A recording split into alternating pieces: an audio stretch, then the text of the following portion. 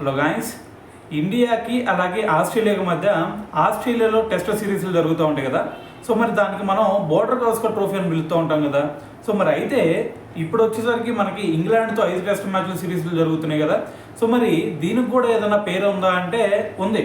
So దీనికి వచ్చేసరికి Pataudi trophy అని చెప్పి పిలుస్తూ ఉంటాం అనమాట. అదే మరి వాళ్ళు ఇండియా వచ్చి ఆడారు అనుకోండి ఇదే టెస్ట్ సిరీస్లో. సో దానికి వచ్చేసరికి ఆంటోనీ డి మెల్లో ట్రోఫీ అని చెప్పేసి మనం పిలుస్తూ ఉంటాం.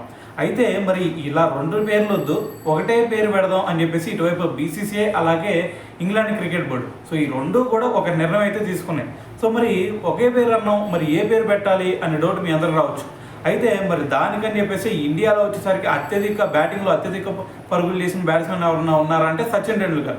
అతను చూసుకుంటే 200 మ్యాచెస్లో మొత్తం కూడా 15,921 రన్స్ చేశాడు.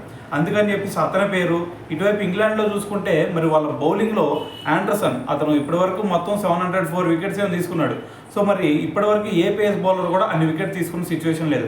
సో అందుకని చెప్పేసి ఇటువైపు ఆండర్సన్, టెండూల్కర్ ఈ రెండింటిని కలిపి ఆండర్సన్ టెండూల్కర్ ట్రోఫీ అని పెడదామని చెప్పేసి ఇటువైపు బీసీఐ అలాగే ఈసీబీ ఇద్దరు కూడా నిర్ణయించుకున్నారనమాట. సో రేపు జరగబోయే 5 టెస్ట్ మ్యాచ్ల సిరీస్ కూడా ఇదే నేమ్తో ముందుకెళ్లే ఛాన్స్ ఉంది. సో దాని తర్వాత దీన్ని ఆవిష్కరించడం కూడా ఇటువైపు సచిన్ టెండూల్కర్, ఆండర్సన్, సో వీళ్ళిద్దరు కలిసి ఆవిష్కరించే ఛాన్స్ అయితే కనిపిస్తూ ఉంది. సో మరి ఓవరాల్గా ఈ నేమ్ గురించి, మరి వీళ్ళిద్దరు నేమ్స్ని ఈ సిరీస్కి పెడతాం వెనక, సో దీని గురించి మీరేమనుకుంటున్నారు అనేది కింద కామెంట్ చేయండి.